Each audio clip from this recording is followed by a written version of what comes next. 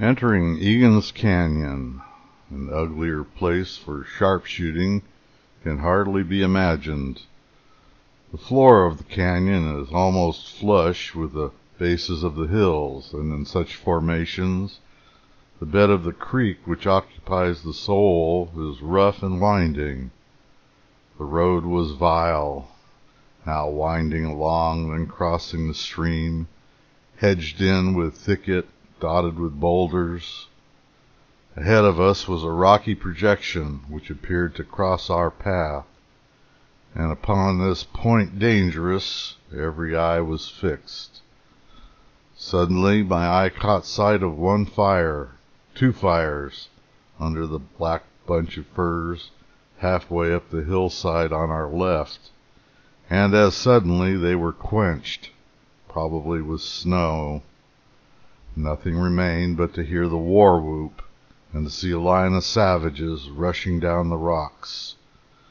We loosed the doors of the ambulance that we might jump out if necessary and tree ourselves behind it, and knowing that would be useless to return, drove on at our fastest speed with sleet, snow, and wind in our faces. The canyon was named for Howard Egan, who had been in the area since the 1850s. He later became a Pony Express agent. Egan Canyon was the site of many Indian ambushes. He and others established the station in Egan Canyon in the spring of 1860.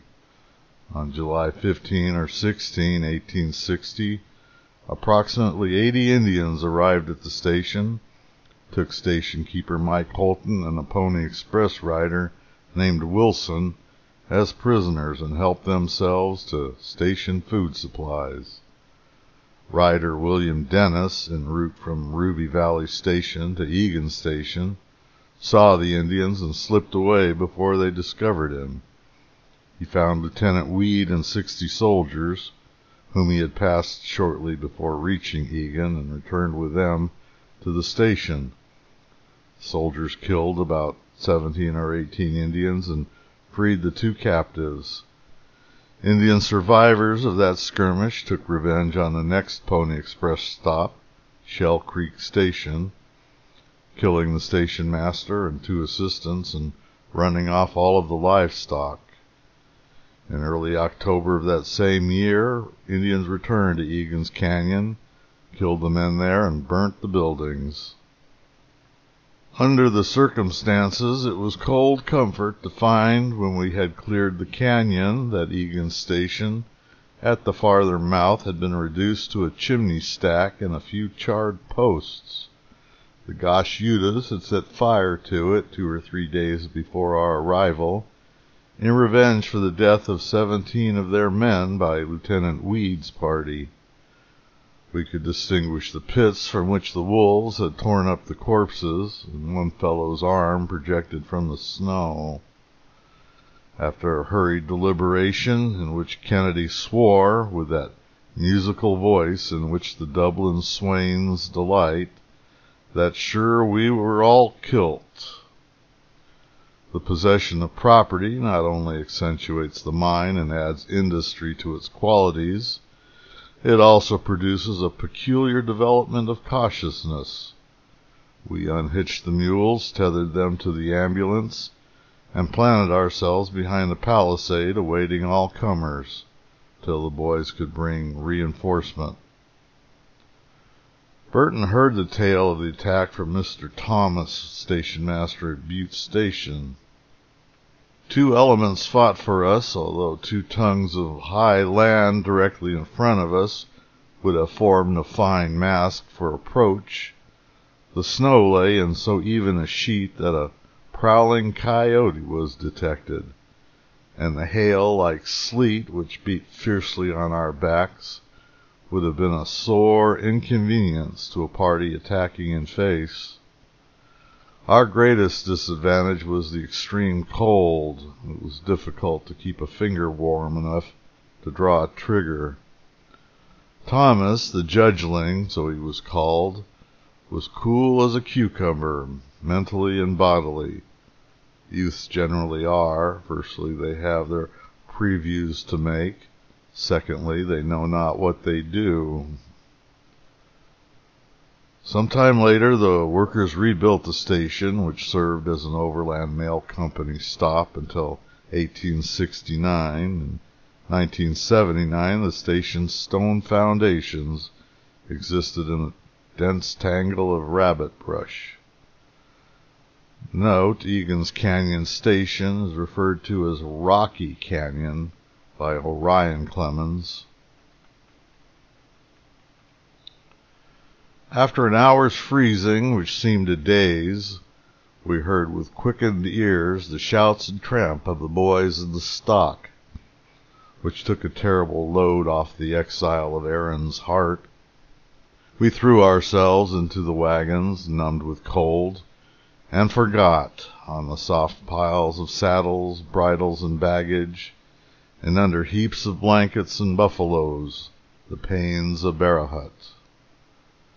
About 3 a.m., this enjoyment was brought to a close by arriving at the end of the stage, Butte Station.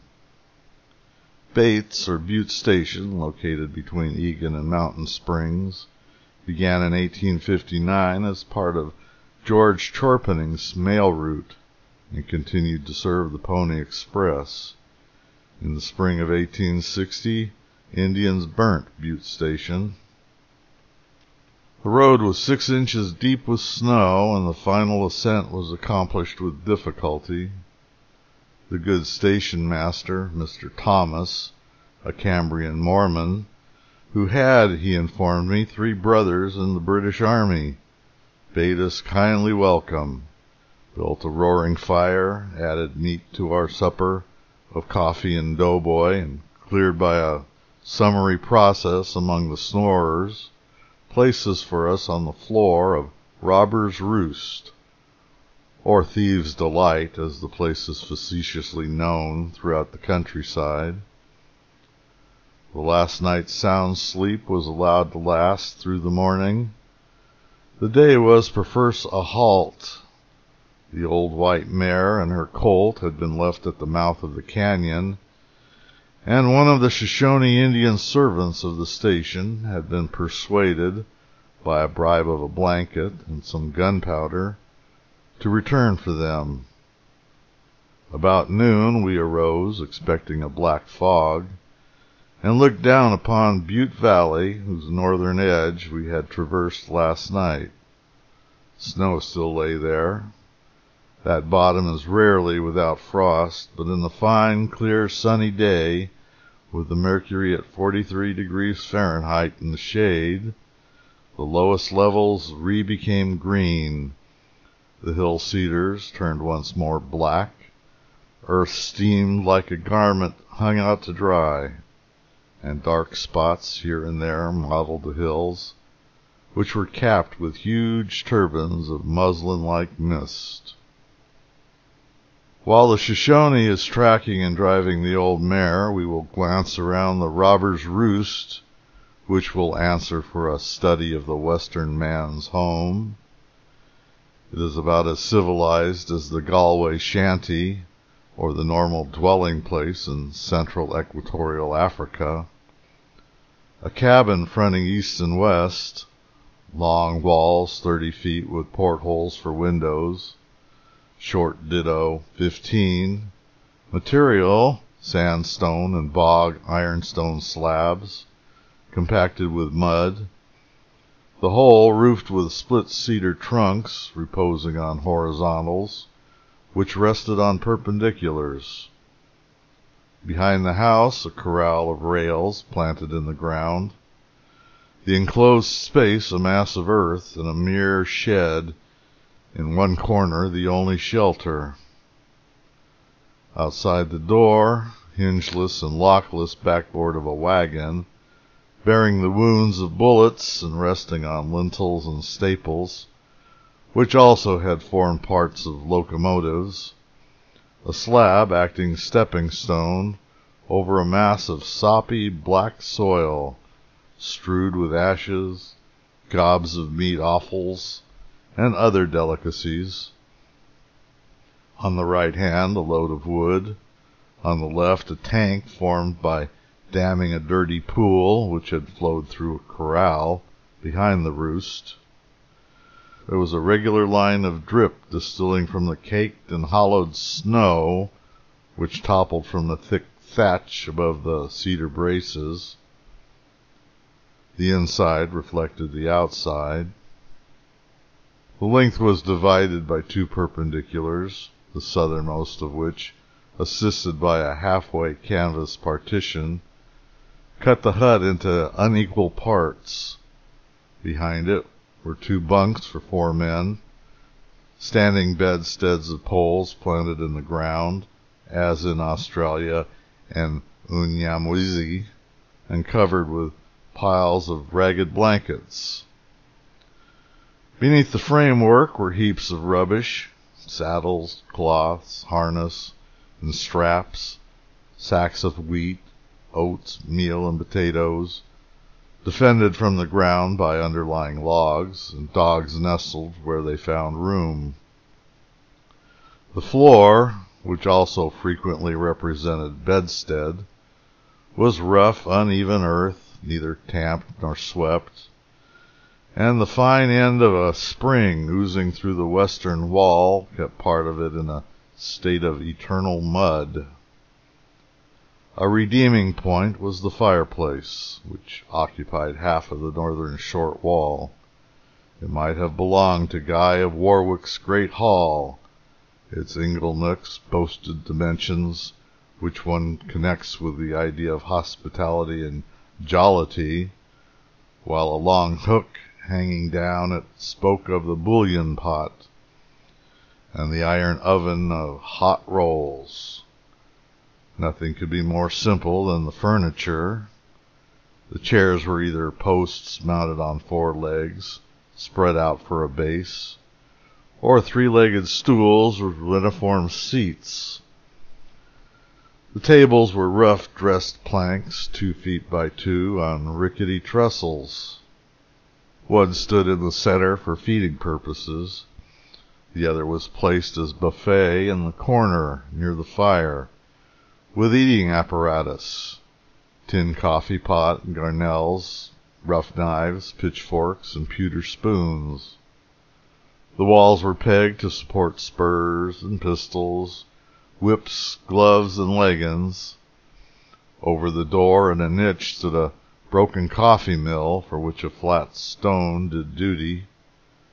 Near the entrance, on a broad shelf raised about a foot from the ground, lay a tin skillet and its dipper.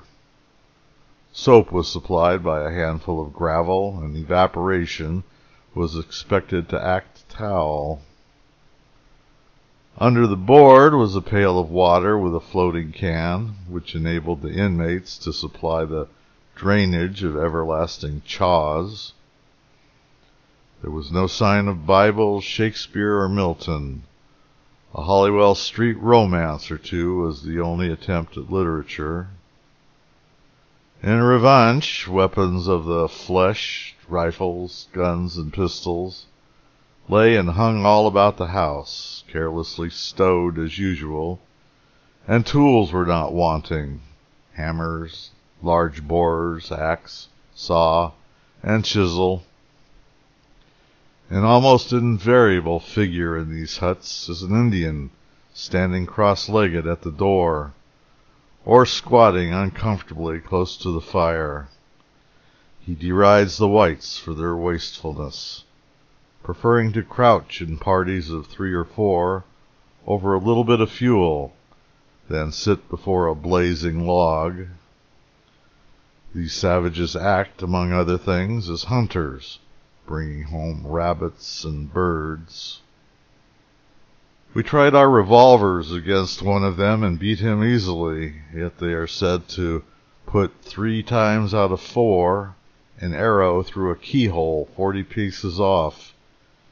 In shooting, they place the thumb and forefinger of the right hand upon the notch, and strengthen the pull by means of the second finger stretched along the bowstring. The left hand holds the whipped handle, and the shaft rests upon the knuckle of the index. In the evening the Shoshone returned, bringing with him the white mare and her colt, which he had recovered solidly from the hands of two gauche Yutas. The weather still held up, and we had expected to be snowed up in 5 days or so. Our departure, therefore, was joyfully fixed for the morrow. A frosty night was followed by a Tuscan day, a cold tramontana from the south, and a clear, hot sun, which expanded the mercury at 10 a.m. to 70 degrees Fahrenheit. After taking leave of the hospitable station master, we resumed the road, which ran up the short and heavy ascent, through a country here and there 18 inches deep in snow, and abounding in large sage and little rabbits. A descent into Long Valley, whose northern end we crossed, and then we came upon a third ascent, where, finding a sinking creek, a halt was called for lunch.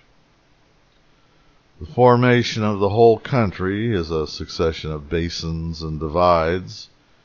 Ensued another 12 miles descent, which placed us in sight of Ruby Valley, and a mile beyond carried us to the station.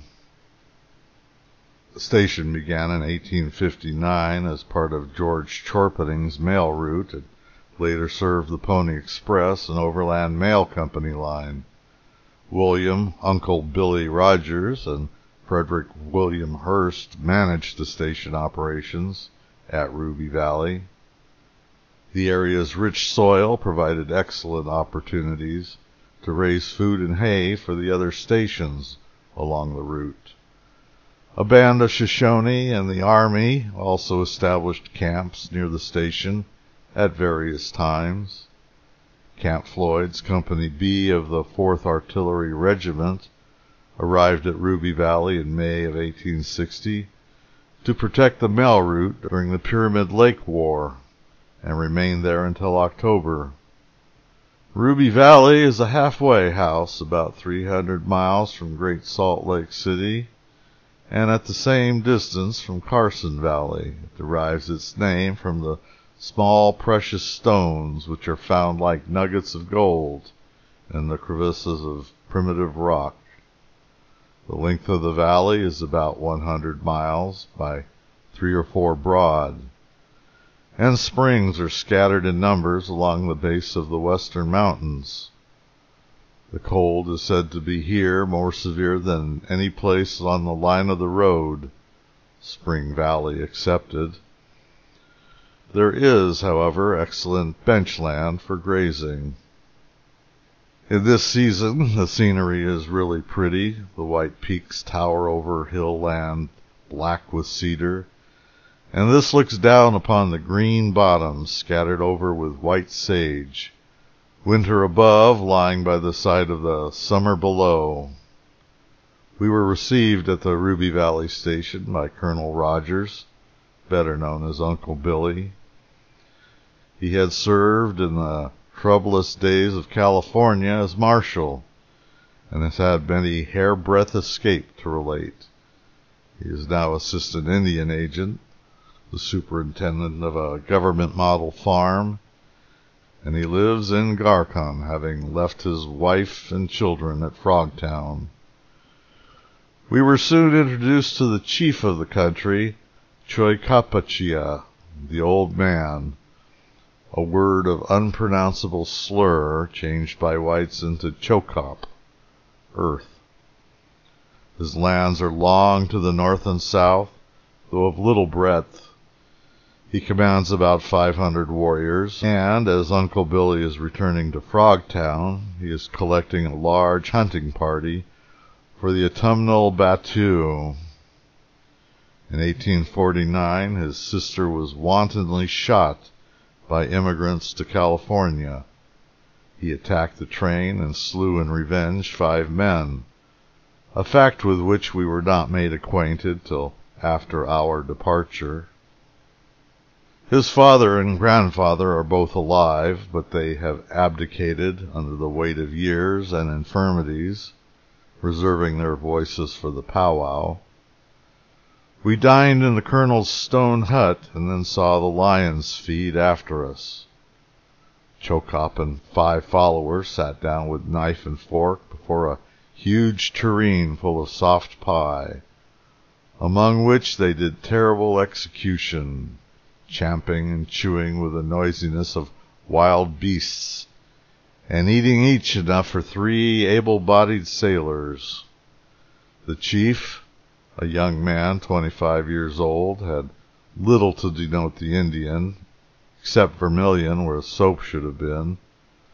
One of his companions, however, crowned with eagle's feathers, disposed in tulip shape, while the claws depended gracefully down his back, was an object worthy of Guinea. All were, however, to appearance, happy, and for the first time I heard an Indian really laugh outright. Outside squatted the common herd in a costume which explains the prevalence of rheumatism. The men were in rags, yet they had their coquetry, vermilion streaked down their cheeks and across their foreheads, the Indian fashion of the omnilocal rouge. The women, especially the elders, were horrid objects, shivering and half-dressed in breech-cloths, in scanty capes or tippets of wolf, rabbit skin. The existence of old age, however, speaks well for the race. Both are unclean. They use no water where Asiatics would. They ignore soap and rarely repair to the stream, except like animals in hot weather. We then strolled about the camp and called upon the 2 mistresses Chokop. One was a buxom dame, broad and strong, with hair redolent of antelope marrow, who boasted of a wickiup or wigwam in the shape of a conical tent. The other, much her junior and rather pretty, was sitting apart in a bower of bushes with a newly born papoose in a willow cage. To account for her isolation, the poor thing would have been driven out even in the depth of winter, and were she to starve, she must do without meat. As among the Jews, whenever the Great Father is angry with the daughters of red men, they sit apart. They never touch a cooking utensil, although it is not held impure to address them, and they return only when the signs of wrath have passed away. The abodes of the poorer clansmen were 3/4 circles of earth, sticks, and sagebush to keep off the southerly wind. A dog is usually one of the occupants. Like the African, the Indian is cruel to his brute, starves it, kicks it, for attempting to steal a mouthful. Love me, love my dog, however, is his motto, and he quarrels with the stranger that follows his example. The furniture was primitive. Upon a branch hung a dried antelope head used in stalking. Concerning this sport, Uncle Billy had a story of his nearly being shot by being mistaken for the real animal, and tripods of timber supporting claws and moccasins, pans, camp kettles, stones for grinding grass seed, and a variety of baskets. The material was mostly willow twig with a layer of gum, probably from the pine tree. Some were watertight, like the Han of Somaliland. Others, formed like the Roman amphora, were for storing grain, while others, in giant cocked hat shape, were intended for sweeping in crickets and grass seeds, upon which these Indians feed. The chief gramineas are the atriplex and the chenopodiaceous plants. After inspecting the camp, we retired precipitately, Its condition was that of an Egyptian army's last nighting place. About 2 miles from the station there was a lake covered with waterfowl, from the wild swan to the rail. I preferred, however, to correct my Shoshone vocabulary under the inspection of Mose Wright, an express rider from a neighboring station. None of your one-horse interpreters. He had learned the difficult dialect in his youth, and he had acquired all the intonation of an Indian. Educated beyond the reach of civilization, he was in these days an oddity. He was convicted of having mistaken a billiard cue for a handle whip, and was accused of having mounted the post supporting the electric telegraph wire in order to hear what it was saying. The evening was spent in listening to Uncle Billy's adventures among the whites and reds. He spoke highly of his protégés, especially of their affection and fidelity in married life. They certainly appeared to look upon him as a father. He owed something to the legerdemain. Here, as in Algeria, a Houdin or a Love would be great medicine men with whom nobody would dare to meddle. Uncle Billy managed to make the post pay by peltries of the mink, wolf, woodchuck, or groundhog, fox, badger, antelope, black-tailed deer, and others. The morning was wasted in binding 2 loose tires upon their respective wheels. It was past noon before we were en route.